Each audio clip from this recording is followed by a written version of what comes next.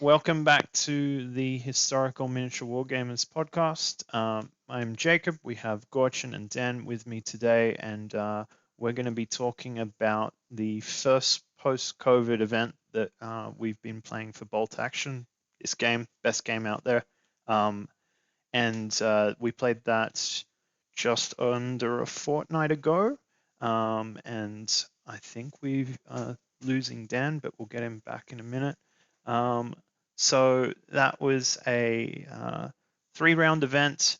I think there was roughly 24 players that attended, which is fairly good for the Perth scene. And it was really good to see people back doing the hobby here in Perth. As you may have heard on some of our episodes before, COVID's not really a massive thing here in WA. We're fairly safe. We have no infections pretty much. And yeah, we've been happily gaming for probably over a month. Now I think we've lost Dan, but we'll get him back in a minute. That's no big deal.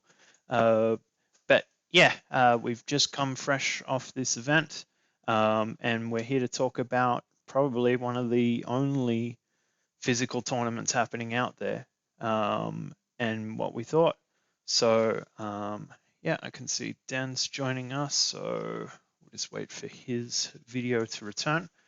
But I have with me one of the winners of the tournament, right? Gorchin, you came first for Allies, is that right? Yeah, so I was really impressed with that result, and it actually came as a bit of a surprise to me. So yeah, to sort of come off the back of, as you said, sort of the first real event after COVID, that was my first proper competitive bolt action event, sort of come away with an Allied win. I was really happy about that. And I think that's a testament to the people that I'm playing with. And letting me ask questions and really just trying to spend a lot of time thinking about it post game as well. But that's also not to say that I wasn't lucky on the day. I had a lot of luck on the day as well. A fair few things went my way, but that's the nature of bolt action. So I was really happy with that result. I don't know if I will be able to follow it up on the next event, but I guess we'll see. Well, 1-1, I guess, because this is your first event that you played at. You topped it for Allies, which was really good. I think in comparison to some of the other events that we've played, it's typically the Allies score quite highly. And this seemed a little bit on the other side where the Axis seemed to do quite well across the event. I'm sort of in the middle of the pack, which is a huge improvement for me. Normally I'm at the bottom, but I had a blast. It was new players, old players. Good to see lots of people that we hadn't seen before in a while. All of us had been practicing in one way or another, whether that was just thinking about the game, playing tabletop sim, or doing stuff at the club in preparation. So it was really good to see that all the effort you put in paid off. And yeah, I mean, I had some great opponents, and it was a fantastic day. Dan is the TO of the event, and I'm not sure if we've got him. It kind of looks like we've got a still-ish image. Hey, Dan, are you there? Maybe not. That's okay. Yes, I can see you guys and hear you guys. So fantastic. It's whether you can hear me. Yeah. It's just a little delayed, but we'll make do. Okay. Yeah, so it was quite a busy day for me as the TO, and largely, yeah, like you said, we had 24 players. We had a very good split of the rounds and the scores, but there were, I think, more draws in this event than I've ever had in any of the events before, which made matchmaking challenging because everyone's scores were relatively close as well. And a large part of that was because of the bonus objectives that were in play for skulls. Yeah, that is probably the key difference of this event compared to most things that we've played. typically we might do a rulebook mission or two here in Perth, and then Dan will create a scenario or a modified one from another event. But yeah, the 3 missions we had meeting engagement, I think key positions, and there was another, the 2 bases one, Demolition was the demolition. last one. Yeah, And then that's demolition. the one. So, looking at that, that's a little bit vanilla for us, but the 6 side objectives were really the key, because each of them scored you a VP. And then, necessarily winning or losing the actual game match wasn't the most important thing to get you high in score. Although I think Gorcin won some of his matches anyway and did well on the VPs too. And that's where Yeah, I think Dan could probably speak to that a lot better, because I think the victories were dictated standing, and then the additional bonus objectives were to stratify within the standings. But yeah, Dan, I was hoping you could sort of talk to us about your brainchild there and how you came up with the bonus objectives and why and what you were hoping to achieve. Yeah, so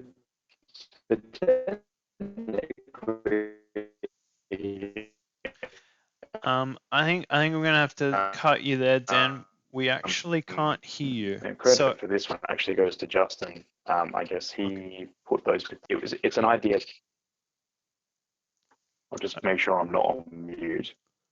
Oh no, it's not the fact you're on mute. It's really an internet connection thing. I would just recommend turning off the video altogether, because really the audio is the most important thing here. Okay, so we heard the words that it was sort of Justin's idea to introduce some of these side objectives, but we need to hear more what else you had intended to say post that.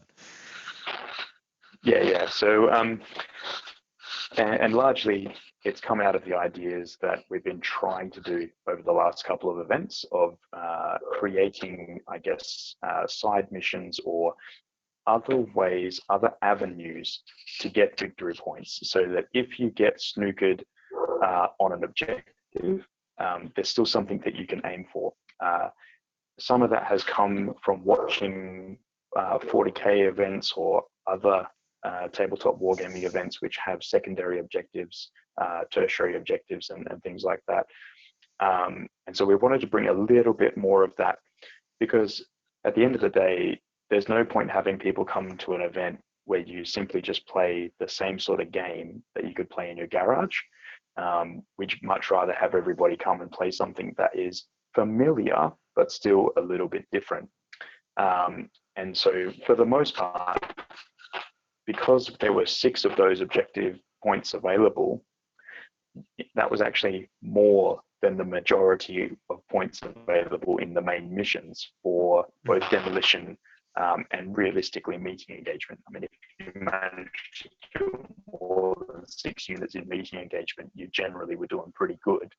But I think just looking quickly at the overall, we only had in meeting engagement in round 1, we only had 1 player get 6 points, as in 6 kill points. Yeah. So in the previous episode, we really go into a in-depth look at each of the side objectives and the rulebook missions that we played. So I really recommend watching that, because there's some really good insight into our thought process before the event, and what we thought was important. But those listening that are kind of new to bolt action, I'll just very quickly go over. Meeting engagement is basically the kill point mission. And then key positions is where we do a little bit of a modification on the actual rules themselves, where we have 5 different objectives on the map, and you have to capture those by turn 6. And demolition's the one where both players have a base that they have to defend, and the mission ends when an enemy unit ends their turn on that base. So that could be turn 1 to 6, depending on how fast you could move anything. I don't think you can do it in turn 1, but anyway, you could if you had the units that could get there. So really interesting. And then the other thing that kind of was a little bit out of the norm for us was the selectors. So we typically have, generic only, theater only, and never really a mix of both. So that was interesting. We saw a lot of different lists. We saw a lot of infantry heavy lists. We saw players with lots of tanks, and they all seemed to do equally well from my perspective of the people that I played and who I talked to and all this kind of stuff. I didn't, sit and watch every game because I was playing myself. But yeah, I mean, that was different for us. The missions themselves were a stock standard, but yeah, the side objectives are really the key thing. And I don't actually have on the side rules in front of me. Does anybody else? So we can quickly run through what those 6 side objectives were. I know what they are. Okay, cool. What do we got? I only scored them about 60 times. So in no particular order, we had Lieutenant Dan, which was a victory point for killing the opposing lieutenant. It had to be a lieutenant model. Ironically, no one took advantage of that by trying to just take like a captain or something like that. But that is what it is. We had VAT 69, which was an objective where you had to have at least one unit in every quarter of the board because you were searching for the elusive barrel of scotch. We had, I think it was called Breakthrough or Line Breaker, which was one of your units within 12 inches of the opponent's board edge from at the end of the game, and they had to be there at the end of the game. I think that was called Crosswalk. Pin Cushion. Yeah. Crosswalk, that's the one. Yeah. Yep. We had Pin Cushion, which was if you successfully had an enemy unit instead of being destroyed and fled, but actually managed to pin the unit out, you got a point for that. What else do we have? That's 4. There's 2 more. HE Man, and then I think there was the exceptional damage one as well. And the sharpshooter. Yeah, that's the one. Yep. And they were quite simple ones to pick up. Well, actually, that's not true. HE Man was actually quite difficult on the day because it didn't count if they simply ran away from being shot by HE. You had to literally kill everybody, which was a much harder task. HE Man and the Pin Cushion seem to be the ones that would be near impossible to achieve. I got them in my first round, which I was pretty proud of, but we ended up, I think, drawing on VP and everything else. I think I drew most of my games, actually, from memory. All 3. Yeah, that's right. All excellent opponents. We had like a brand new guy, and he did exceedingly well. Then I faced Nick from the club and Sam at the end with his Soviets. So 2 Soviets and an Australian team. Yeah, really good event. Side missions are awesome. I want to see more of them. Maybe different ones. But yeah, fantastic event. And we gave away a lot of prizes to mostly everybody who was there. I mean, there was 24 players and maybe like something like 16 prizes or something like that. Maybe it wasn't that high, but it seemed quite high that most people got away with something. Yeah, I think once I bundled them up for the packaging, I think there were 14 prizes. A couple of those were the first general bundled prizes. But that, even at 14 prizes, literally half the field is getting something. Be it a random raffle draw or an award. And more specifically, we also had, and I'll go through our sponsors who helped us with the prize support that Justin got organized in a second, but we had some dog tags set up for our raffle prizes. And so they were actually sent through to us by Amazing Forge, which is a local WA company doing laser cut acrylic. and a couple of other things. They do some really, really cool stuff. And they Justin organized with them, sent them through a list of the players that were expected on the day. And so we actually got the logo of the club, Outpost 6030, and everyone's names and the event that they attended, laser cut into some acrylic dog tags, which we could then use to do the raffles with, instead of having to do raffle tickets or order dice of different colors. It gets hard when you got 24 players. Yeah. So we had the Amazing Forge things. We had a couple of Knights of Dice vouchers. We had the OTP stuff as well. Yeah, Knights of Dice sent us over. They sent us over five vouchers, which we were able to raffle off as part of the prize pool. Had some very, very keen people looking at their terrain kits and their foam bags. OTP, once again, they went above and beyond as a specifically Perth-based WA business, and they really went in quite hard for us. Like they're quite good at providing, I guess, some support for us when we're looking to promote it. We had, I think there were 4 tables that had OTP terrain actually on them on the day as well. But they had a stack of prizes. And the other one that we had, which was, and I'm really, really excited about this one as well, which was Dice of War. There's a gentleman who was previously over East and is now in WA, and his dice are extremely high quality. After having a chance to visually look at the prize support myself, but also some of the other players in Perth that have had his dice before, really, really good quality. So we had some prize support and some bonus prize support we didn't know we were going to get from him as well, which really helped just to make those things a little bit better. And if anyone's after his contact information, we'll link it in the description or something. The same with OTP and Amazing Forge, etc. But look, we had some quality support come and help us, and it just made that day so much better. Yeah, and fantastic that this was all kind of organized. I guess the week after isolation was starting to stop in WA, it was Justin getting on top of this for us, all the way from Canada,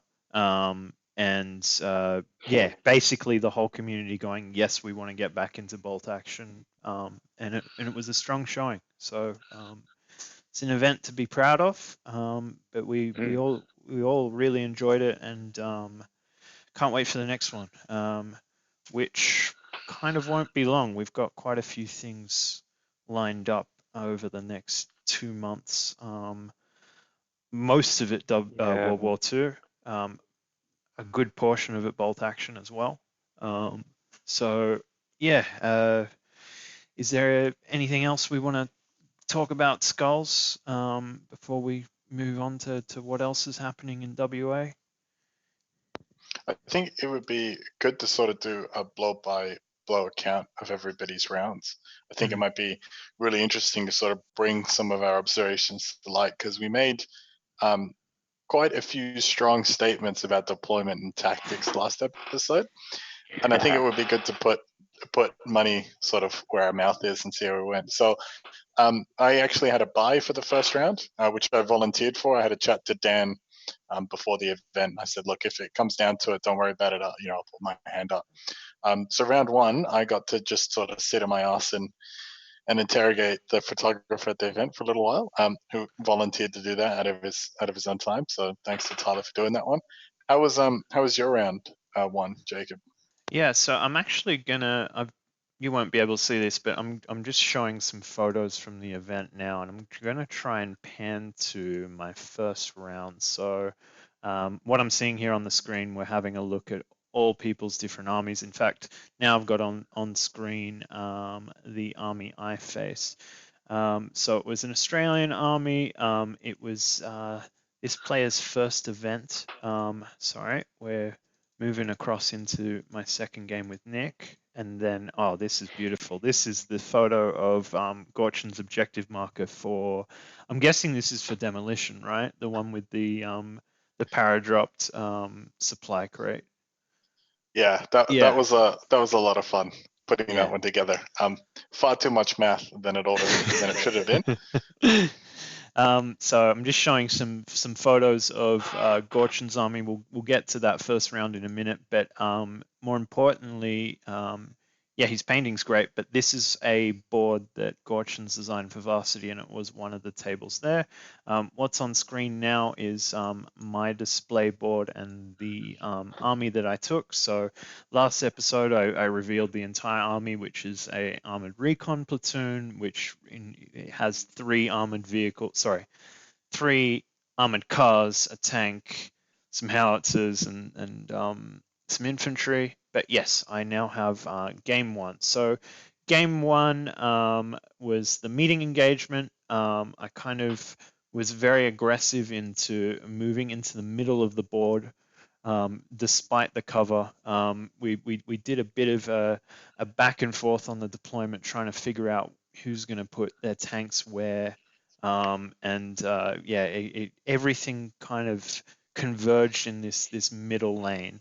And then we had these two kind of outskirt sides of a village, and we're trying to outflank each other, not using the rules outflank. We actually deployed everything on the board as we went. So this was very much, it was a bloody game.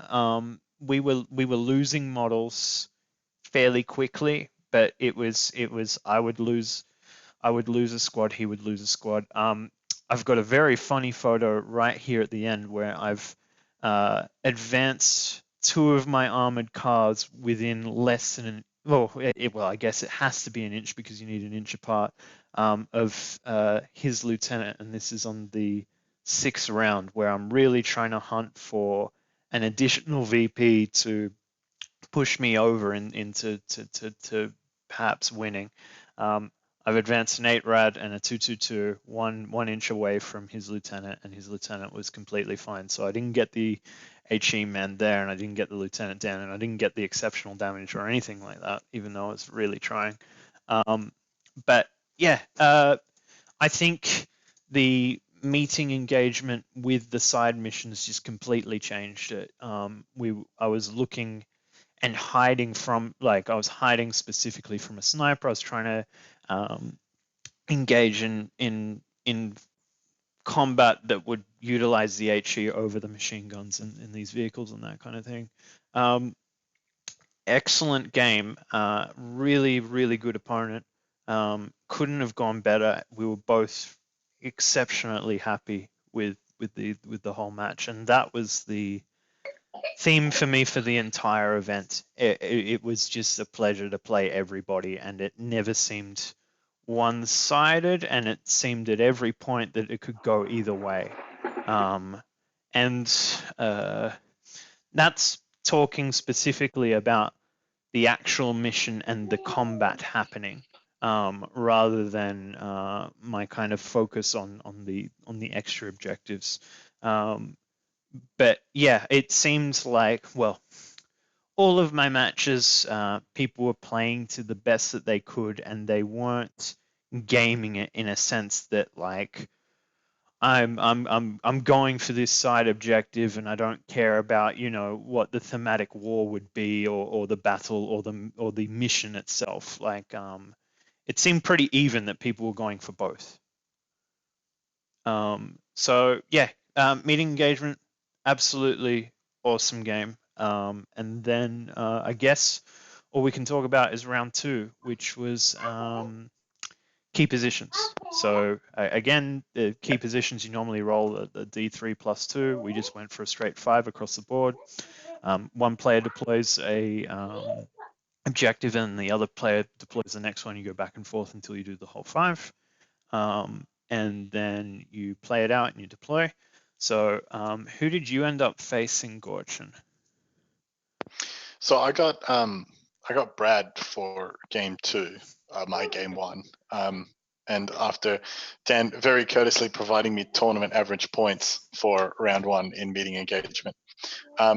So the map was was actually really interesting. It ended up being nicknamed the Maze Map by a few people, but if you sort of split the board into sort of thirds long ways, there was a line of hedgerow at each thirds, plus vertically, and there was buildings everywhere. It was really short range stuff. And so we were playing key positions. And one of the things that I realized talking about deployments last week was that in key positions, there's no point to do forward deployment. I think, at least from my gameplay and the way that I like to do it, because one of the things that I've really learned about bolt action, it's really important to try to get your opponent to show their hand. That really gave me a lot of flexibility. It's why I moved away from a pure veteran list into a mixed list, so I could get the 12 order dice, which was max.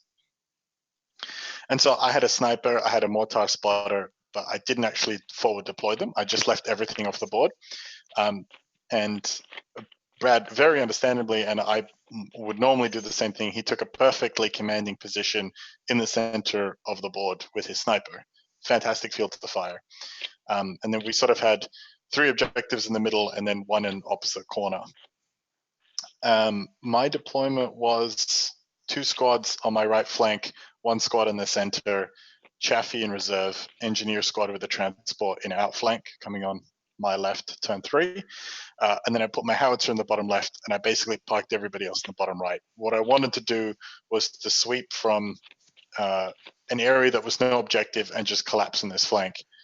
Brad saw through that plan very quickly, and he put everything on that flank as well to stop me from coming through.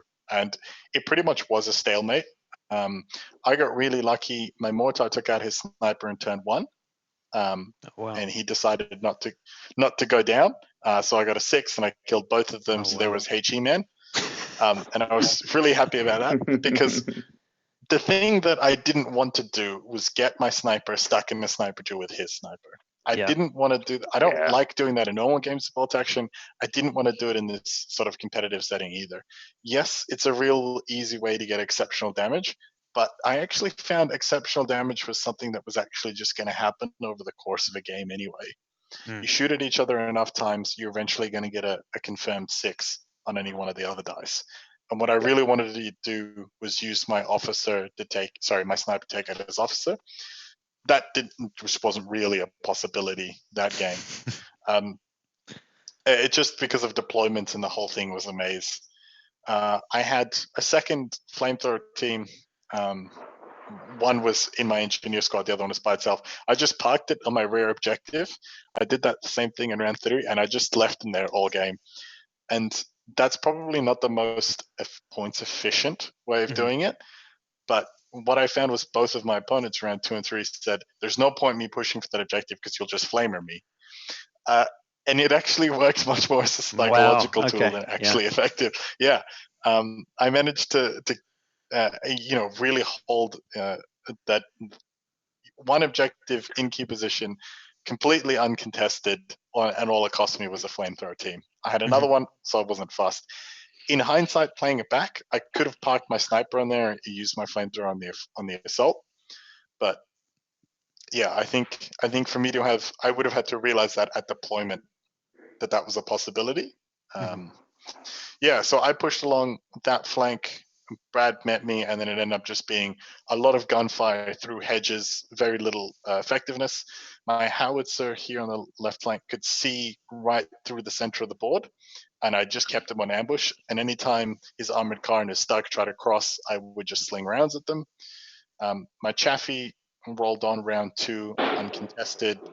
Just he was more of a nuisance than anything else. And then the whole thing really just, I managed to ratchet on the pressure. Turn 3, outflankers came on, almost killed the whole squad. The turn 4 killed that, and then I killed the lieutenant afterwards. So I got Lieutenant Dan. I got that objective that the lieutenant was sitting on as well, and that sort of pushed me over to the victory. So it was a really tough game. Brad played really well. There was a lot of, I felt like it was one of those games where there wasn't, at any point, there wasn't a great decision to make. It was like, I've just got to make the best decision that I can. When I came out the other side, I think the points were 3-1 or 4-1 to my favor, I think. So I was really happy about that. 5-1. Yeah, wow, okay, 5-1. Yeah, and it was just, I think it was just the nature of that board that really made that game difficult. I had to think about 3 or 4 order dice on Brad. Brad played quite a heavy veteran list that I would normally play in a casual game, so I knew the things that he was going to try to do generally, and I knew that I needed to not get divided, to really present a big concentrated front, so I could use the numbers, I could use the order dice, the advantage, the initiative. Yeah, it ended up just being a grab for objectives in the end, but because I had completely sort of destroyed this flank here on my left, I was able to capture more objectives than him, and plus I was able to secure quite a few side objectives. I think, again, this is more luck than anything else. By the end of that game, I'd only lost 2 riflemen. Oh wow. Out of my army, so I was very impressed with that result, and Brad did not make it easy. I was sweating every decision that I was making, but happy with the result. Oh, that's fantastic.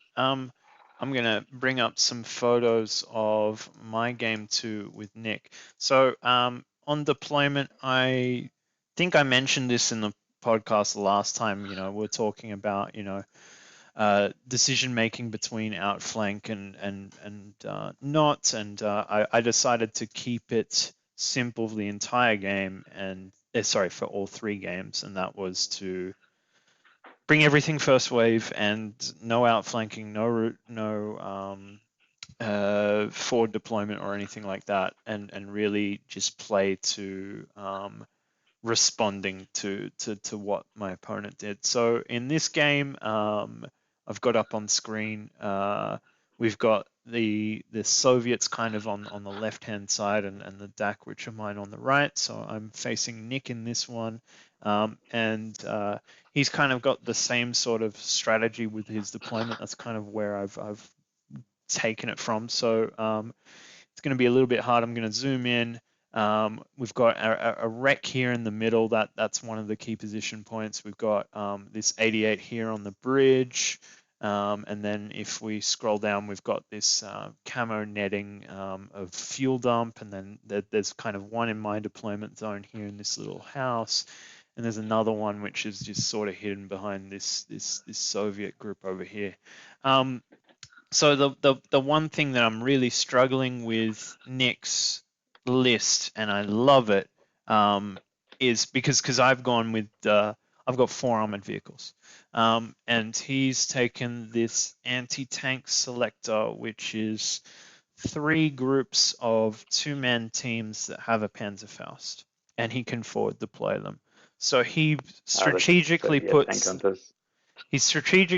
them basically halfway up the board that will cover 12 inches on each side.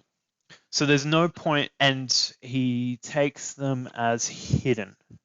So I think you can deploy forward observers as hidden until you activate them in a particular way, and I think they can even remain that way on ambush. I'm not exactly sure, but it's hard. It's like where there's actually no position to move up, and every time I've only played him twice, I think, with this list. One in preparation for this event, and then the actual event as well. And then early on, you're trying to make decisions on where you should deploy your armor.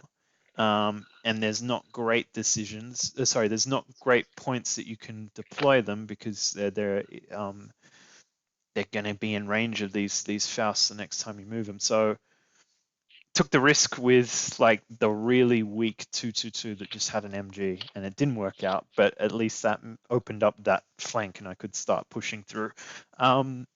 Something that I kind of liked what I did is in this photo, you'll see I've got this Panzer III here, and I've got a pack behind it. I was actually having a really tough time with this particular map because there just wasn't really any openings to put any of the guns, and there was this river section that was really denying a lot of movement as well.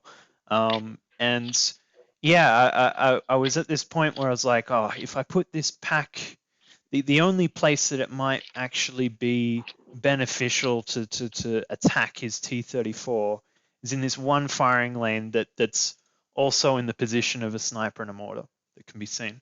And then I just came to it and I was just like, I really want to put this gun down before the tank. And I'm like, you know what? I'll put the tank in front of it, and then I'll put the gun down after it and use it as cover, and then kind of move away. And I was lucky enough that there were mortars and there were howitzers and there were pins being fired on the snipers and all that kind of stuff that the pack didn't actually get damaged. And there were many rounds where this Panzer III and the pack were both attacking the T-34, but I got so short-sighted in trying to defeat that armor.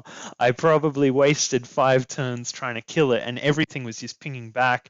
It was nice. I mean, he was getting a couple pins on it and stuff, so he wasn't able to use it in a way that was dangerous for me.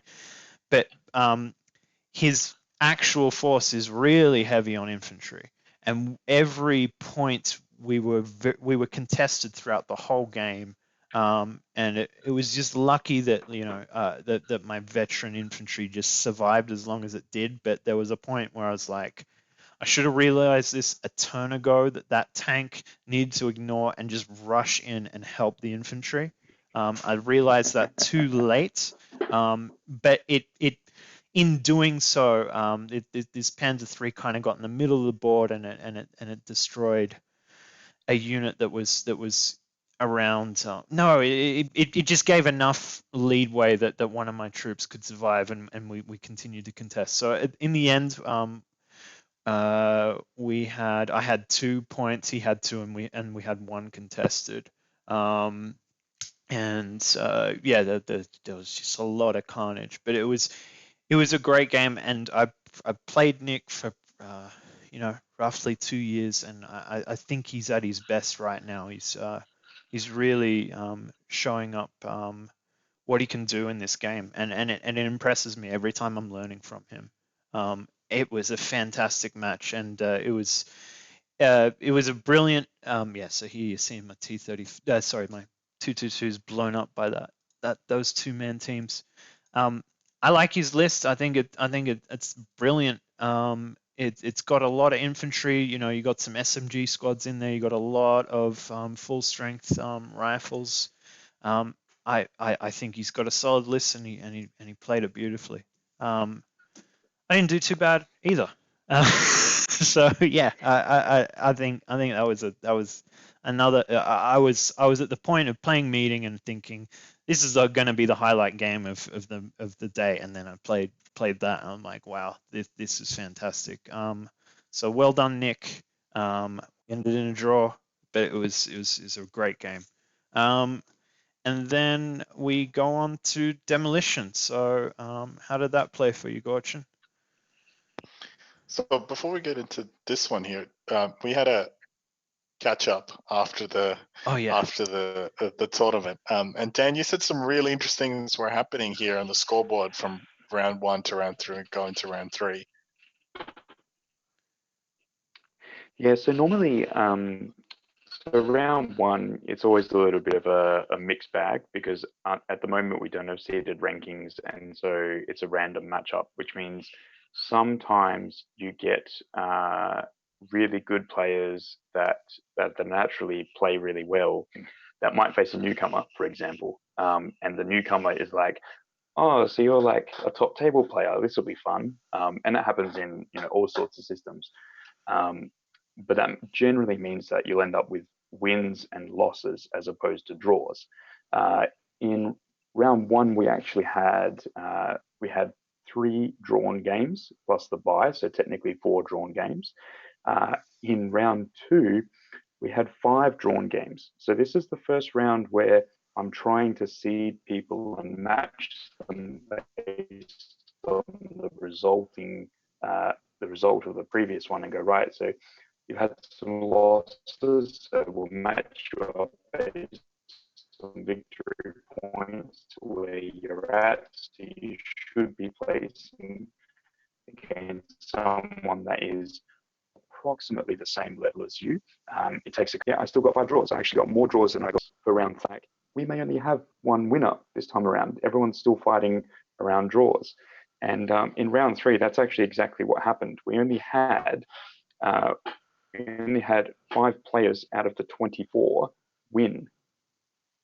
We had, I think, let me just count up, 1, 2, 3, 4, 5, 6. Yeah, we had 7 draws in the last round. Mm-hmm. Wow.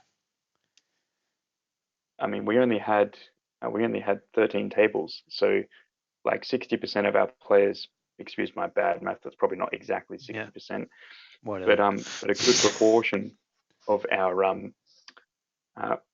players actually had draws in their last round, which is why I was complaining so much around the rankings and when I was trying to sort out the countbacks, and we'll get into the differences in the scores I think at the end, so I can talk something, but yeah, it made a big difference. Yeah, that was it was really interesting to sort of hear about that after the day. But round 3 for me, as we said before, it was Demolition. I was up against Luke, fantastic player. The game was some of the most fun I've had in bolt action in a long time. I didn't realize this at the time, and I'm glad I didn't, because I think I would have played very poorly if I realized this. Me and Luke were actually fighting for overall second place. So I was best allied general. Matt took out best axis, but Luke and I were basically going neck and neck for overall second. And I didn't realize that I was anywhere near a contender for even the top 10. I was happy to be somewhere at the bottom of the pack at the end of the day, just to get out there and play. And really give it an earnest go. But so we played Demolition, and I sized up Luke's list. It looked really familiar to again, sort of a list that I would normally take, which is core infantry. He had a Wesp, I think. It's a medium howitzer, open-topped armored vehicle. He had 3 or 4 veteran infantry squads of different types, but basically it's the German thing. You got LMGs coming out the wazoo, and then he had a howling cow, and a heavy mortar sniper team lieutenant. Pretty standard list. And so this one here, I was like, Demolition, you've got to play aggressively, because otherwise you just get a draw, or worse, you lose. And I also know that when I play that type of list, one of the things that I really hate is early game aggression. The whole thing about a smaller veteran list is that you can take 1 or 2 punches, take an auto dice or 2 off your opponent, then you can start counterattacking, building momentum, and really just work off that tempo, start setting it yourself. And I was like, I can't give him a break. I've really just got to be in his face from round 1. Unfortunately, that meant I charged a unit. So he moved something. He moved an infantry squad out into the middle. He was relatively balanced. He had a mortar in one corner, howling cow in the other corner, Wesp in the middle, squad left, squad right, squad center. He moved a squad up the middle, and then I moved another squad to shoot at them, and then his mortar landed a 6 on that squad. Because it was a heavy mortar, it just deleted the entire squad. So they were on the board for, I think, all of about 8 minutes, that's a pretty serious problem at this point. I've only got 3 infantry squads. I'm really starting to worry about this defense that I'm going to be able to hold. So left on the objective was my light howitzer in ambush, looking down the whole firing line in that flank. Another infantry squad, my officer hiding behind a building just in case I need a morale bubble or a snap 2 bubble. And because I'm an absolute cretin, a flamethrower team on my demolition objective. So, and I also had my transport jeep on that flank that I was actually using as mobile hardcover,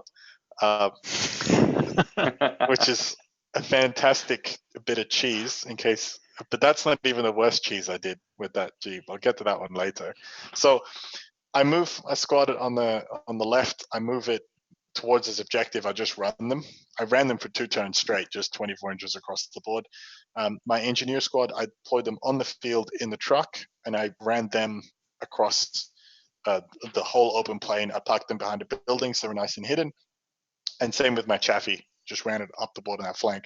So, I would say, I didn't do the math, but it's somewhere between 40 to 60% of my force in points cost is halfway up the board at the end of turn 1 on an open plane in a flank. So then my mortar was lobbing rounds on his sniper. That took forever, but I eventually got He-Man with the mortar, so I'm happy with that. I'd say it took forever. It took as long as statistically it was supposed to take, 3 or 4 turns to kill his mortar. And then engineers popped out, flamethrower squad, MMG on the truck at the Howling Cow, just to keep keep those guys doing anything except what they want to do. I didn't quite kill them that turn. I managed to kill them the next turn. And then his Wesp rolls forward. My howitzer bounces around off him, puts on a couple of pins, and he basically doesn't use his Wesp for the rest of the game. It just keeps failing the auto test with 2 pins. Very happy with that. And then the whole thing just unraveled for both of us very quickly after that point. I charge an infantry squad onto the demolition objective, kill his Panzerschreck team that was holding the objective. This is turn 3. I'm on his objective. I think I'm like, this could be it. Like, I could actually end the game here. I knew that I wasn't going to get away with it because that was my last die in the bag. He had a couple of more dice. He had some things left to activate. But I was like, look, I have to spring the trap now. If I wait till turn 4, he can reinforce the objective. I might be able to it's too late. I might just be able to tie this in out right here. So I did it. Squad on the objective. I was literally 11 inches away from that Panzerschreck team. So that was real lucky. Got on the consolidated onto it. I was in some cover. Happy with that. And then Luke does the single best decision he could possibly make, and he charges that squad with another veteran squad that had more guys in it and more SMGs. Because if he shoots at me, I'm in hard cover and stuff. I'm gonna live. His only chance there is to get me off the objective. The only way you can do that is to charge with an infantry squad. And I didn't even think I killed a single one of his guys. I think it was like 9-7 in his favor, and it didn't matter. It might have been 9-1 because I didn't kill a single one of them. So here we are, bottom of turn 3. I've just been kicked off the objective. I'm down to 1 infantry squad and an engineer squad that are on completely opposite ends of the map. And I've got a Chaffee and an MMG transport behind the engineer squad. Turn 4, his Wesp activate. His mortar lands another 6 on my engineer squad and deletes everybody except the NCO. And I'm like, this whole thing's just completely unraveling. I basically put all of my fire onto that veteran squad on the objective. He actually removes the models that are between the objective and my Chaffee. And so I run my Chaffee onto the objective. And I can park a tank tread on it. I'm outside 1 inch from the other guy. And then on the other flank, he's maneuvering this squad between the turns. He finds a gap between an infantry squad and my howitzer, and he charges my lieutenant, and he cuts them down. He was actually 2 inches short of consolidating onto my objective. Yeah. Oh my gosh. And then I got a super short shot with my light howitzer on that squad, which is delicious. It's like, I'm going to hit you on a 2 with my howitzer. Wow. And I managed to kill that squad. And then I take my transport jeep on a road. I run it 48 inches and I park it between his Wesp and my Chaffee. So my transport jeep is giving hard cover to my Chaffee. Or at the very least, light cover. Yeah, I was gonna say it doesn't grant hard cover; it grants soft cover. Sure. Yeah. But it didn't matter what it does. He's like, he rolled a hit and it was like, you got a 2 on the dice, so it was irrelevant anyway. But it's not gonna matter. But I think we were laughing at that cheese for a good 5 or 6 minutes. I just looked at it and I was just like, that's a road and 2 pivots. Because he had no Panzerfaust left. His only anti-tank option was the Wesp. And it was a it wasn't a great chance to blow up the Chaffee, but it was a chance. And then we ended the turn on that one. I think that game was pretty close in the end, in terms of points, but it was just like it was probably the most back and forth game of bolt action I've ever had. Oh wow, that's brilliant. That's good to hear. I'll put up a photo. Go So ahead, I'm pretty sure this is Luke's list. You kind of got some bright green vibrant on the Grenadiers. They had this like stone basing. I can see like a Howling Cow or Wesp. Then I can see some side vehicles on the side. I don't know if he actually, maybe they're just objective markers. It looks like a Kubel and some other things. They're just objective markers, I think. Yeah. So I'm just gonna pan and find my opponent, which is Sam. He built a nice little display board here. Has quite a few rifle squads. Ended up with what do you call it? The Lend-Lease Sherman.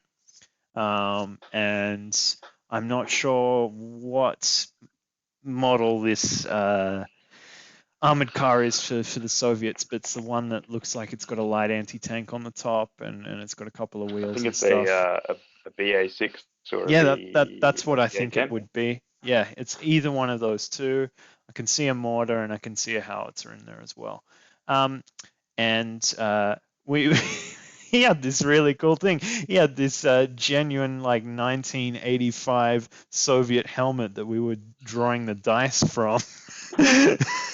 Which is pretty fun. It's so cool. Really cool. And then he had this Soviet medal that was on the display board as well.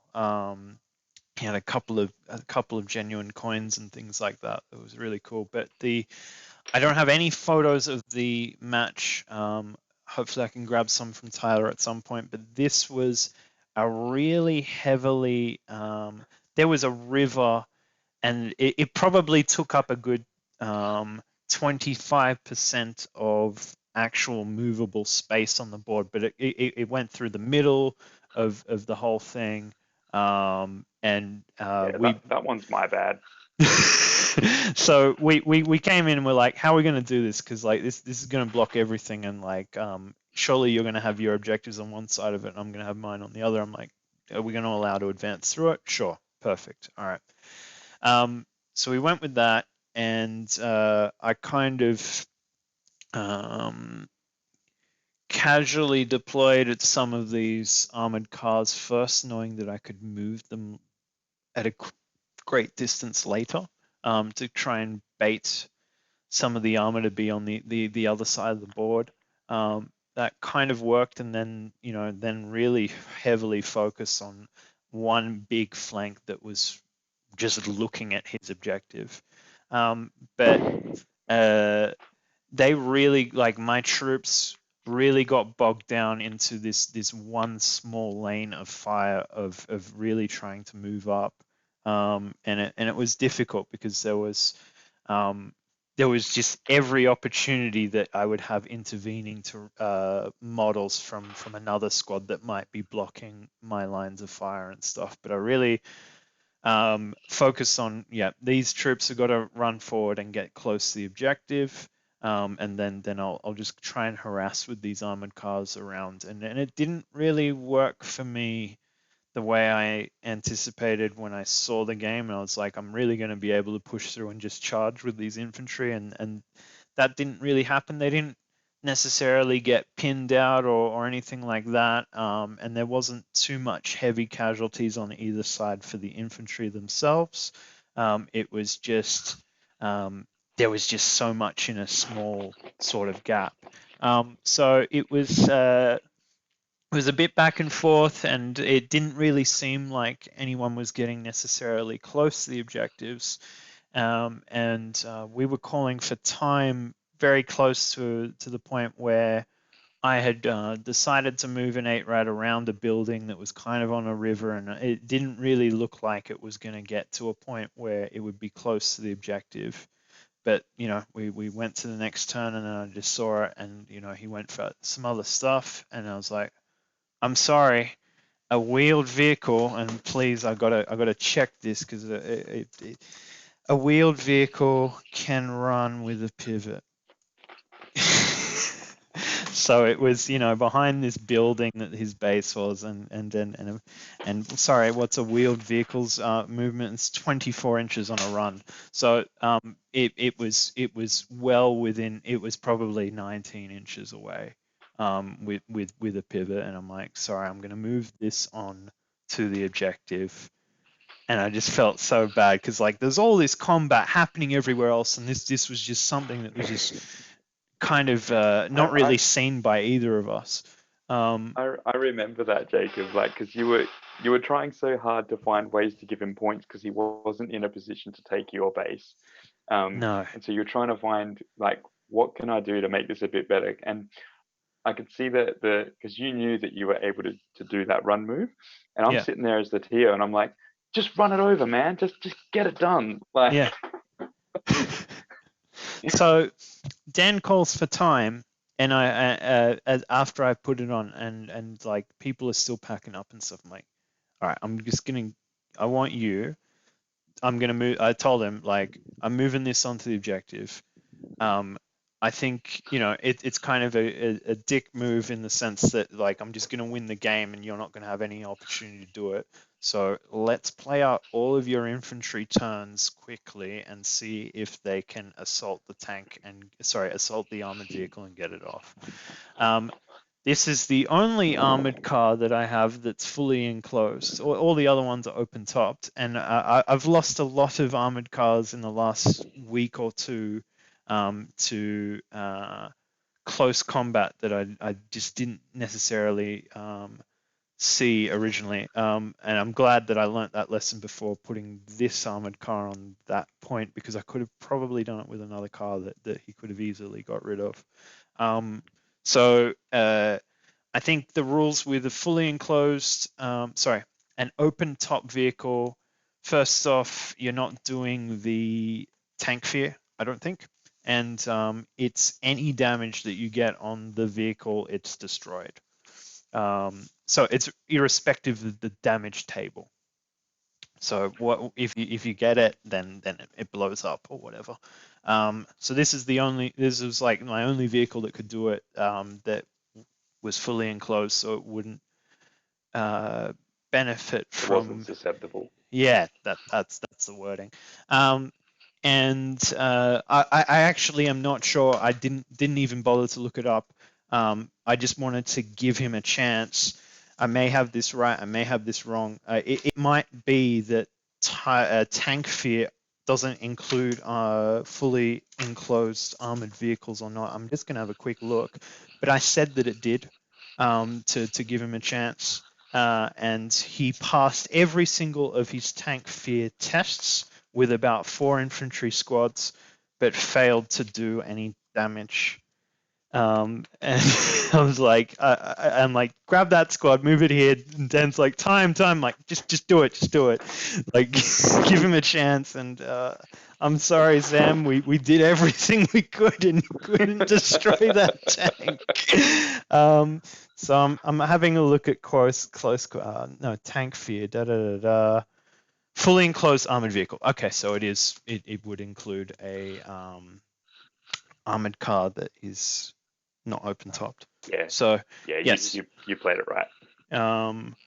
So yeah, but that didn't come into play. Infantry squads that are inexperienced, yeah, they passed the test. They didn't care, but they just couldn't do the damage, which was unfortunate. And he had some big squads as well, but they just didn't roll well. So sorry, Sam, about that. But up until that point, there was no clear winner, and the carnage of the forces themselves was pretty much on par. And it was another great game. I've never played Sam. I've talked to him online for years. So that was awesome to finally. I have met him in person, but not had a game. So that was awesome. Loved all the extra flair that he had for the Soviets. And yeah, it was an enjoyable game, except that he just ran that thing on right at the end. But oh well. In the end, we drew because of the side missions, so it wasn't that bad. And I guess that's that's a really good segue into, using the vehicles in demolition is particularly effective. We had quite a few people do it, but of the, let's see, 1, 2, 3, 4, 5, 6, 7, 8, 9. We had 10 players successfully destroy the base in the last round. So about half the players did that. So that's actually pretty good for demolition. And what you normally expect is that gives you 10 players that win. No, we had 2 players that won. Even though we had 3 players that won. Even though we had 10 people destroy the base, because of those side objectives and the way that the scoring worked out for how many points were there for the base being destroyed, we actually only had 3 winners for that round, which resulted in a large number of draws.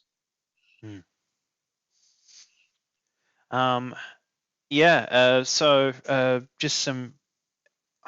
I'd like to know how some of the other players might have went in that mission. Did anyone sort of catch up with people? I think from memory, Mike did okay, which I was really rooting for, because he had just the tank force, and it was either going to be, this is going to be great, or it's going to all fall apart.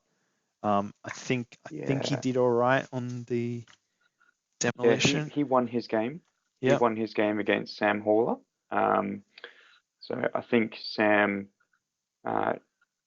it got to the point where Mike had something that was able to drive onto the objective, and so he just was gunning for the objective and kept going, and Sam just didn't have anything there that was able to stop him down to the last point. I remember watching the game, and right before Mike drove onto Sam's objective, Sam had 2 units, not just one, but 2 units on Mike's objective.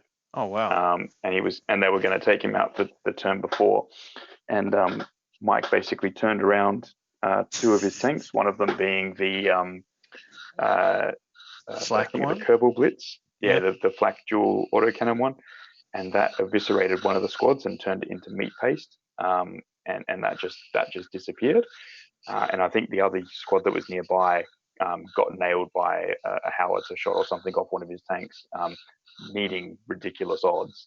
But that left his 3rd tank that was still roaming around to move forward. But that's an interest, because Mike did run a I think it was a 7 order dice list, which included a Panther, 2 Panzer IIs, a Panzer IV, and a motorcycle. There was some. I think there was some other things in there, but that's roughly actually, what the composition. From memory, he made a post, and sorry, I just can't find the photo right at the moment, but it'd be really cool if I could. He made a post and he said, "I've got every chassis variant. So I got the Panzer 1, I got the Panzer 2, and I've got the flak one that's on the Panzer 3 chassis. He has a Stug as well, and then he has the Panther, which is a Panzer 5. That was it. That was the one. Yeah.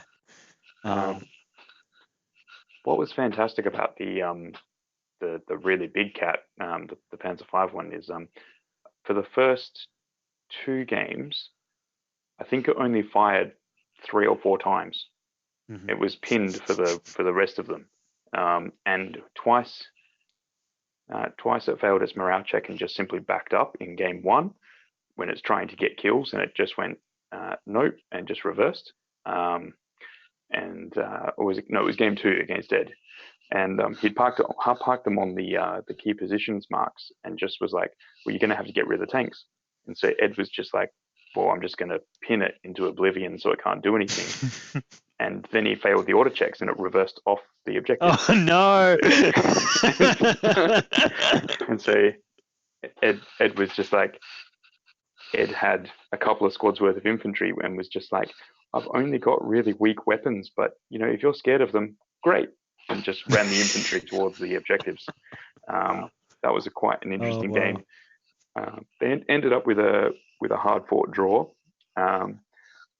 but Mike won his other 2 games, so he finished 3rd in the overall standings. I got a bit of a sweet spot for Mike. So when I first played my first event, which was Show 2018, he was just one of the few that I'd talked online with prior, and we both had very similar German lists, and we both took Panthers, and they both didn't work for the event. And yeah, he's just a great guy. And as soon as I heard that he was, because he's actually, from memory of talking to him post that event, he's been like, I don't want to use the Panther anymore, and I don't want to use the heavy tanks. I want to, and walking away from that event, I took a Puma, a Panther, and then just all veteran assault rifles. So like basically the smallest group of troops you could have. That was purely monetarily. I wanted to build a force on the cheapest budget, which is just get all veteran stuff. But yeah, no, it was good to hear that like he did what he wanted to, and it did well. Yeah, it did much better this time around. Yeah. And I mean, so we had 2 tank platoons, one on the Allied side, which was Ed's, and one on the Axis side, which was Mike's. But we had several people take theatre selectors allowing multiple tank slots. And so one of the things that came up out of the event from one of the players was like, it'd be really good to give some, I guess, overall summary of how to react and play against an armored platoon, because you do need to consider things a little bit differently to a regular bolt action game.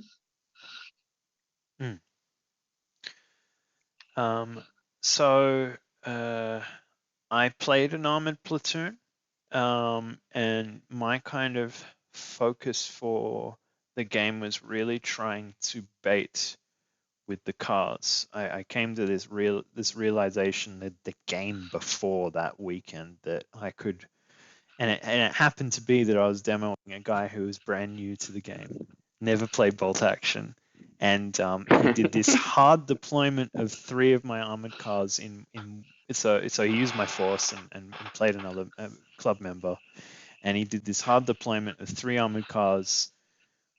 Not even sure if this was deliberate or not, but on one flank, and baited all of his stuff, and he's like, I can just run these away because they're so fast. I'm like, oh, this is awesome. This is how I need to play them. I shouldn't be reacting and placing them in what would be cover and whatever else, because they're just so easy to react to fire anyway. Just bait them out, and that's how I tried to play most of my games. I don't know if it worked all that well or not, but it seemed smart at the time. I don't know. Did you? I think the all the forces I played were pretty much the generic with an armored car and a tank. And I'm guessing that's what the majority of people played.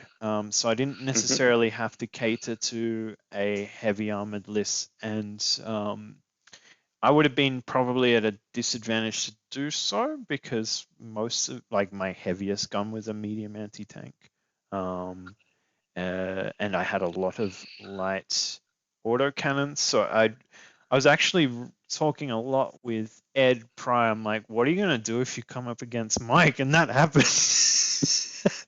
and he was just basically like, yeah, I'm just gonna run circles around it and pin and not worry about it. And that's kind of what he did.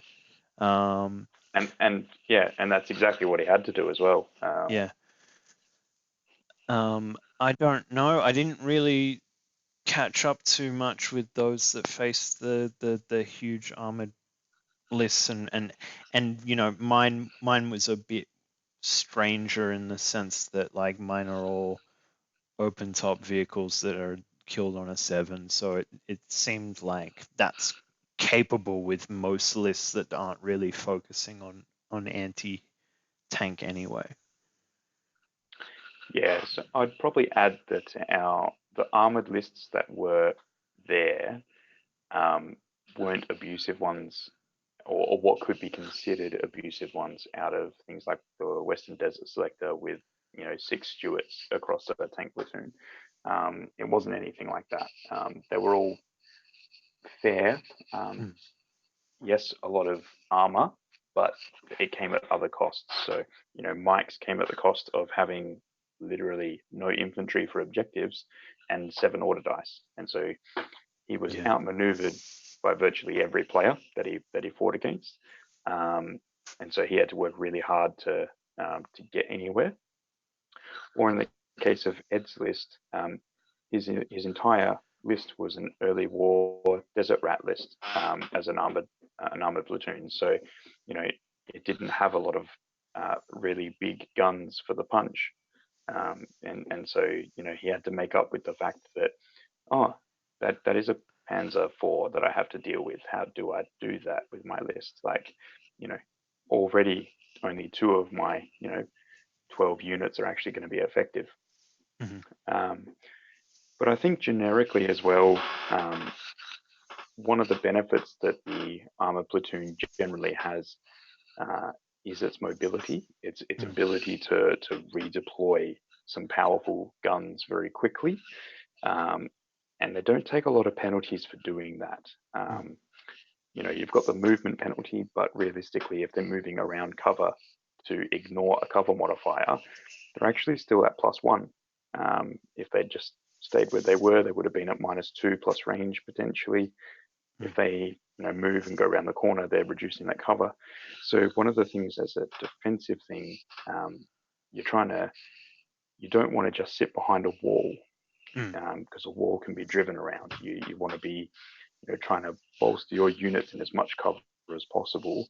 And I guess where possible, your anti-tank threats need to be spread across the board, and you should have more than one.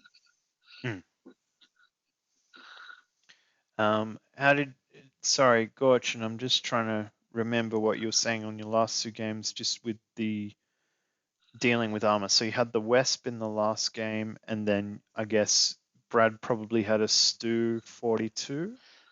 Yeah, he had a Stu 42. I was very lucky in both my games that I basically hid from the enemy armor and forced them to move into a position where I could either take a side armor shot or encourage them to walk into an ambush. In neither of those cases did I actually score any real damage. Both cases I ended up with, I think the Stu only had 1, maybe 2 pins on it. The Wesp had 2 pins on it. And then, they were failing order tests or I was outmaneuvering them. So with something like armored vehicles, it's I have a really hard time sort of reconciling like the strategy that I use to move against armor. But I hear what you're saying, that they're really mobile, but somehow my main defense has been to outmaneuver the armor. And sometimes that'll be with another vehicle, and sometimes that'll be with just infantry. I'll hide them behind chains of terrain, or I'll move them through a choke point that the tank can't follow, or something like that. It's very much a game of getting the tank to follow the cheese, and then I will just ignore it and let it do its thing.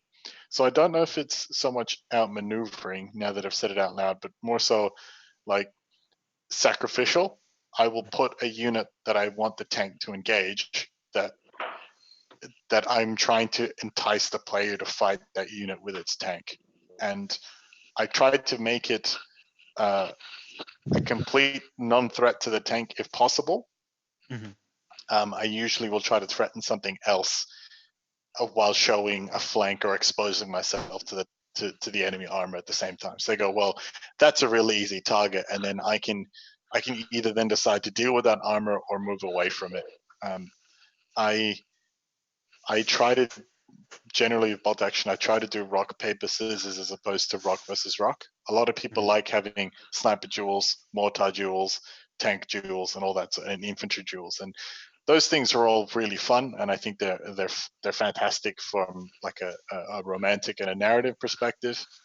But I guess when I'm trying to be most effective with my units, it doesn't end up being squad on squad, tank on tank, sniper on sniper, mortar on mortar. I will usually shift my targets as much as I can. As I was saying, using a mortar to take out a sniper or an infantry squad in a trench position instead of using a sniper or something else like that. And I try to do the same thing against armor, but I would take, all of that with a hefty amount of salt and a lot of skepticism, because I've not come across against an armored platoon in a competitive environment. So, I mean, I had that game against you on Tabletop Simulator, but I knew it was coming, and I could sort of pick another list to sort of play against that one. But I think the specific advice that people are looking for is, what do you do if you're not expecting one, and you're not sort of kitted against one? And I don't have the experience really to talk about that. Yeah.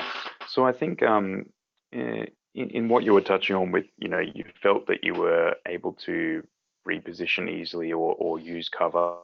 And we've said this before on the podcast, but one of the biggest mechanics is leveraging your dice advantage. And so if you are, if you've got a 12 dice list and you're going up against a 7 dice list, you have 5 extra dice that you can do something with feasibly before you're at equal 50-50 odds for your opponent to activate one of the tanks. Generally, an armored platoon is going to have a little bit less dice if they're really ramping up the armor, because it's expensive. They still have to pay the points. It's still got to pay that aspect to it. Definitely, when you're building your list, you need to look at what the event is allowing in its restrictions. And if it's allowing tank platoons, just having 2 Panzerfaust or just having a single medium anti-tank gun may not be enough. But when you're there in this situation, your list is already built, and it's built to take on a more balanced all-comers list, which isn't a bad thing. You need to be very, very clear about, with your anti-tank units, where and when they need to engage and incapacitate the opponent armor. And if you can't get a 2-on-1 ratio, which is the more preferred anti-tank ratio, you need to be as close as possible for your 1-to-1 ratio, because you want that shot to hit. You cannot afford it to miss. And that's what I doubled down on against Nick, and he didn't sort it out for me.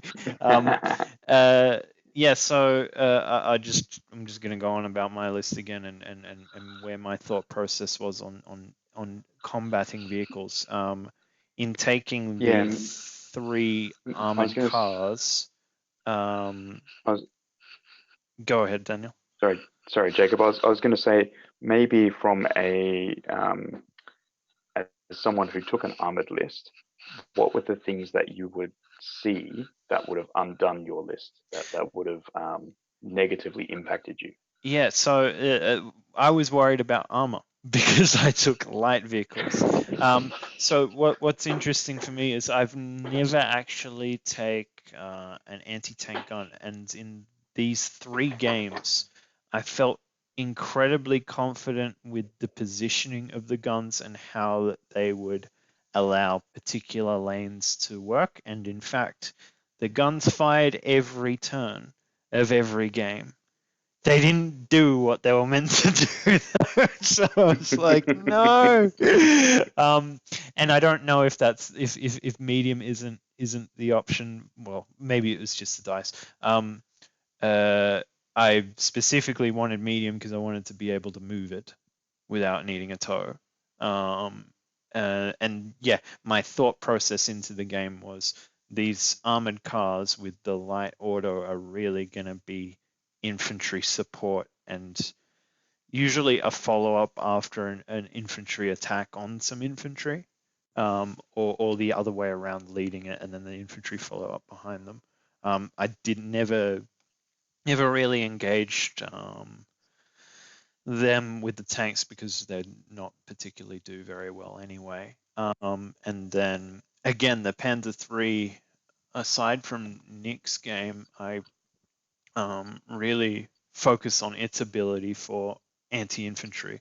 So I was putting a lot of confidence into the medium anti-tank gun to be a deterrent. And I think it worked as a deterrent, to be honest, but it didn't net any kills or pins. But it did deny points of the board, and it did make the opponent double think, and they did draw a lot of fire from everything.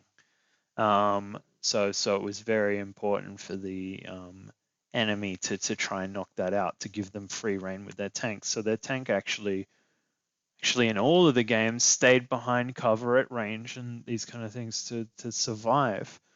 So probably in hindsight did better than what I thought in the games. But yeah, my focus was using the anti-tank gun to do everything, and then the vehicles would just be fast-moving infantry support and ignore whatever else potential that they could do. And I was pretty happy with that. But again, I only faced, one medium tank on each game, so I wasn't all that fussed about doubling down. And when I did, that was the wrong move. It was better to keep it as the infantry support vehicle that it should have been.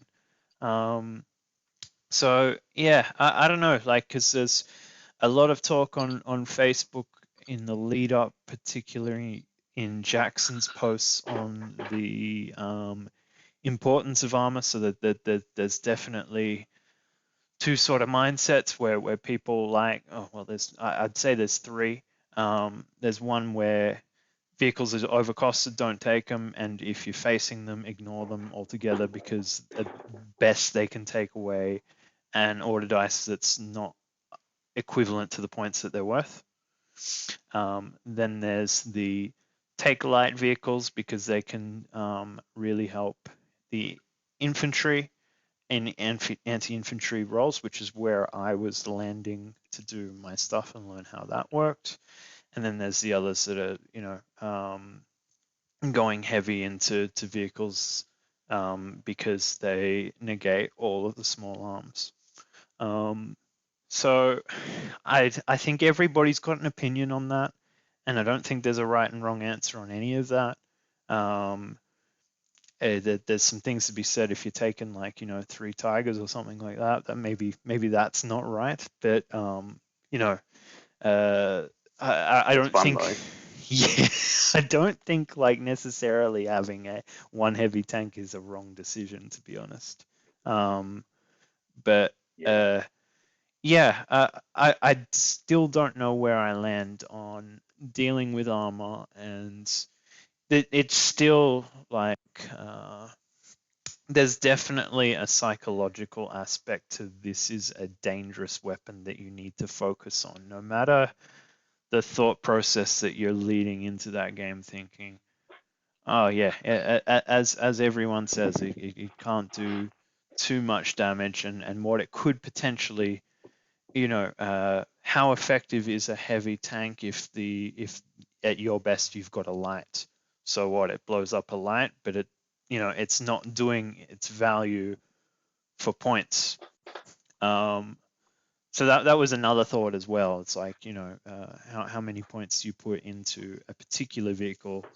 And that's where I was looking at doing lots of multiple light ones and just doing the anti-infantry stuff. But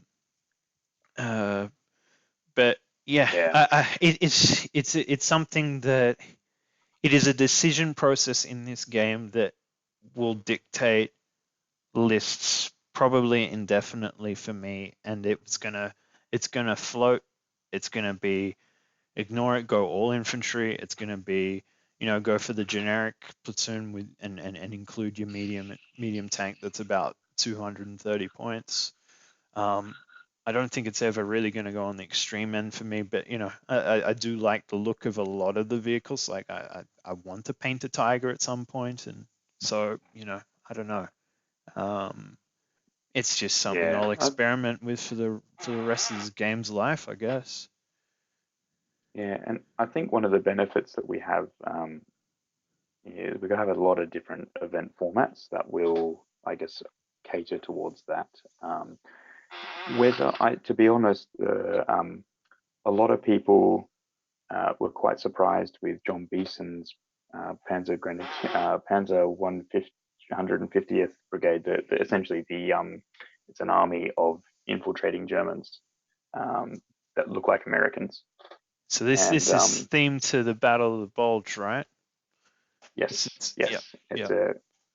as when you open and I should clarify, no disrespect to John, he asked, he said, hey, look, you're allowing theatre selectors. I'd love to run this one. I know it's a little bit touchy. Some people don't like it because of what it does.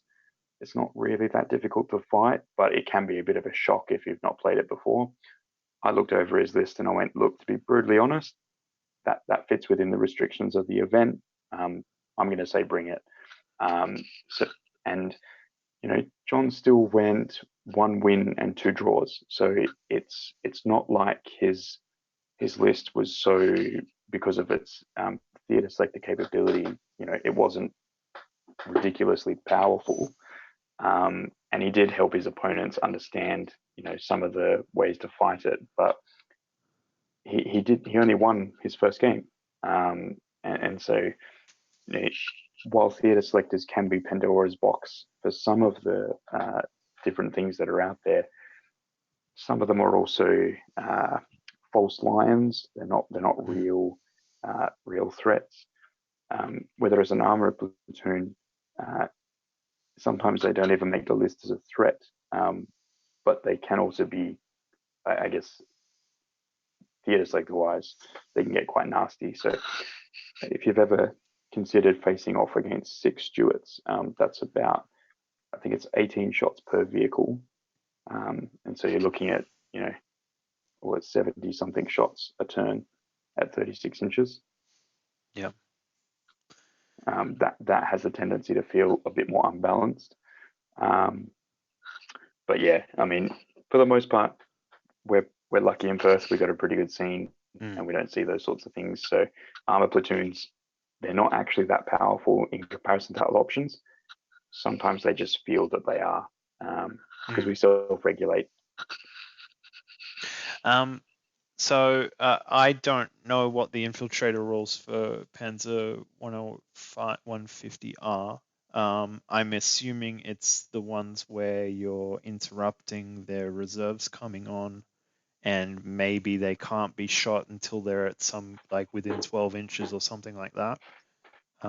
Yeah, the interruption with reserves, is the same one that you're thinking of, and it essentially, if you take certain unit types, they are I'll use the word protected from being shot for potentially a significant amount of the game. But we might dive into that later. It's quite it's worth its own section to dive into. Yeah, fantastic. Okay, so we've talked all about skulls for quite a while. I think we'll just give a little bit of a shout out to Justin for working very hard on that event. Obviously, Dan doing everything on the ground on the day. All the players who attended, all the fantastic terrain that was brought, and all the really well painted armies. In fact, I don't know, but I glanced at most tables. I don't think I saw unpainted forces, and I saw some really cool ones. I'm gonna bring those up again Justin while we're Lane's talking. Japanese looked amazing. So let me get when I was going through the and looking at all the different armies and stuff, I think out of 24 players, I think I saw 3 units that weren't painted. One of those was a proxy howitzer model, which John Gill, he knew it wasn't, he contacted me ahead of time. He had that particular model was coming from over east, from in a battle ready state, so to speak. It just hadn't actually arrived in Perth. I can give you a Soviet howitzer if you want. And he's like, but I'm no, that's not going to happen, because he was an Axis player. But and then I think one of the other gents from Albany, I think they had a couple of models that that weren't painted, but it wasn't because the whole force wasn't painted. It's simply because those models hadn't been got to yet. Yeah. And if there's a sign of intent for people going through their hobby journey and actually getting stuff painted, I'm certainly going to let them continue going. But I tell you what, to see all those painted armies on the tables, that was really, really good. And also a lot of community built tables as well. So yeah, obviously Well, we had a lot of the RHG stuff. Then we had Gorcin's gear. we had John's as 13 well. tables, and I think I only put terrain of my own on 2 of them. Mm-hmm. Everything else that I brought was either OTP or from someone else. So we had essentially with 13 tables minus 2, it's late. What is that? 11? Yeah. Yeah. Yeah, that's the one.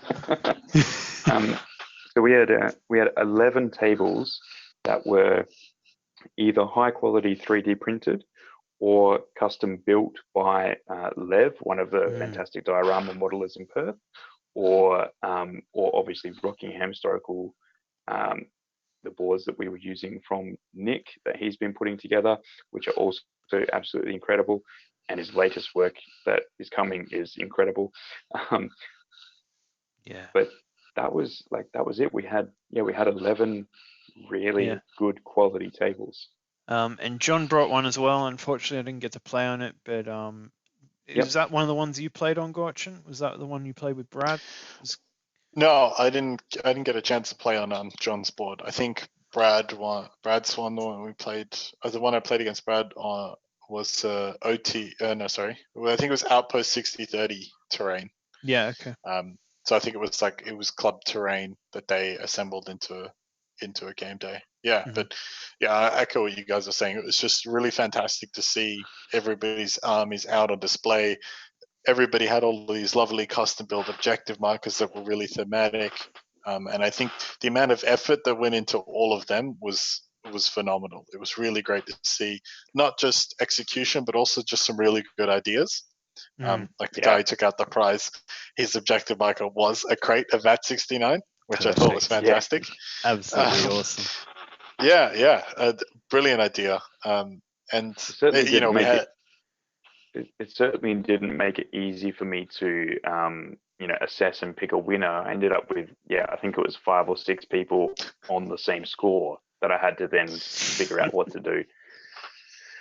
Well, he really doubled down with the theme, and he made a great objective piece. But again, like we didn't have much lead time for this event, and people had painted up new armies and stuff. Everyone had, and those who hadn't painted up a new army added a lot of extras to what they had, and then the objective pieces too. So it was really cool to see a lot of that stuff. And a lot of variety. Nothing really looked too samey, even if it was the same kind of army and whatever else. Great event. Can't wait for the next one. I'm sure we got quite a few mixed events that we can do with Outpost. Maybe objective secured in the next coming months until the end of the year. As for RHG, we got a lot of stuff August and September. So I brought this up right at the beginning. World War II month pretty much for us, August. So this weekend it's 148 Tactic, which is very similar to Bolt Action Firefight. So we've got a lot of videos on that and what that game's about. So I'll have some stuff in the description to show you what it is. Long story short, you can use your Bolt Action minis for it, and you can download the rules for free. And it's probably about half an hour to play, so why not give it a go? Then we'll go to Cruel Seas, which is Warlord Games' naval combat for World War II. And there's a lot of cross games that you can do, particularly I think it's in the expansion. It's the one that's Close Combat, I think it's called, where it tries to mix Blood Red Skies, Cruel Seas, and Bolt Action together. So we're going to be doing a lot of that kind of stuff soon. Then we jump into the main course, bolt action. So we have firefight, which is the following weekend, and we're hoping to get many of the players who attended this event and otherwise to come to firefight and try it out. We did a whole episode on firefight before COVID, episode 2, so check that out for some info on list building and firefight and the objectives and the missions. Then we've got Wings of Glory to... So that firefight event on the 16th of August actually kicks off, finally, Operation Varsity RHG. So yeah, finally, talking about it since February. So the firefight event that's coming up, it's called Pathfinders. Expect it to be a more, you're going to be around Robin style days, the same sort of thing as Skulls, except it's going to be firefight orientated. So the players pack is up. You guys can access that now. So it's going to be at 200 points. You're going to be playing about 4 games throughout the day. A couple of the missions are some homebrew ones. So I wrote one, and one of Daniel's missions from Raiding Party is coming back. So if you guys are itching for some more of the same for Skulls, but you want to try a different list, you want a slightly different theme, definitely come check out Pathfinders. It's an open event. We want it there for everybody to come down. And then, yeah, after that, we're going to do aggregate scoring for the missions for the purposes of the varsity campaign. So you'll still get your own individual scores, and you'll come out with best player, etc. But we're going to use the mission results to determine some impacts that are going to happen for the rest of the varsity campaign. And the same thing again for Wings. That one's going to be a more narrative style event. Again, it's going to be open. We'll be able to provide a lot of planes and a lot of people to a lot of practice games, get them in, get them playing. Yeah, and that's also going to have some impacts for the fortunate or unfortunate commanders who are going to be playing who are actually going to be committing to the operation. So that one we've got the players locked in for. That one's going to be halfway through September. That one's going to be a narrative style bolt action event. If you guys want to come down and spectate, it'd be really good to see everybody down there. Yeah, fantastic. Awesome. Yeah, so Gorcin just mentioned Wings. That's Wings of Glory. We've got videos on how to play that game. For those who are interested in coming, please do. We can teach you within like a minute, if that. It's got these movement cards that go in front of the plane and all that kind of stuff. It's just gonna make total sense. You see it for a second, you're like, okay, I know what to do. And we've got more than enough planes for players, so please come to that. And the reason we're emphasizing the air portion of the battle is because this is, tell us about Varsity very quickly. It's airborne forces fighting Luftwaffe. Yeah. It's the very last airborne drop in World War II, very late in the war, March 45. This is actually a split amphibious airborne invasion into West Germany. So like Market Garden, except this one worked. It probably worked because the Germans were down to the last straw. You had Luftwaffe and Kriegsmarine pilots and stuff and sailors acting as soldiers on the ground. So it's going to be a lot of fun. Really looking forward to it. But I think, Dan, you've got something else that you're working on if players are after something a little bit more competitive. Yeah, so those of you that have seen on the Facebook group, I've been going on about this thing called Bolt Action League Play. So the intent here with League Play, we're gonna talk about it in another episode. We're not going to take up too much more time here, but the intent is that this will feed into seeded rankings for future events, so that it speeds that element up, but also gives us a taste of I guess, some more bragging rights above just simply the one event. So it's about consistent performance of players and using that to set up events. But the offshoot of that is you absolutely will be able to start going, well, I'm ranked here at the moment, and it is going to include casual games and event games in some capacity. But we'll talk more about that later. There's a lot of mathematics that goes on behind the scenes to get it to this point.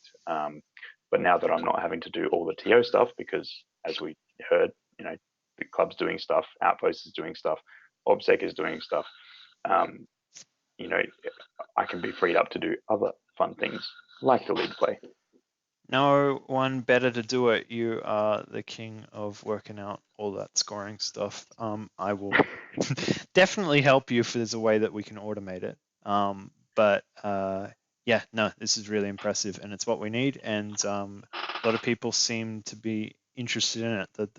The feed about the initial feed about it is alive.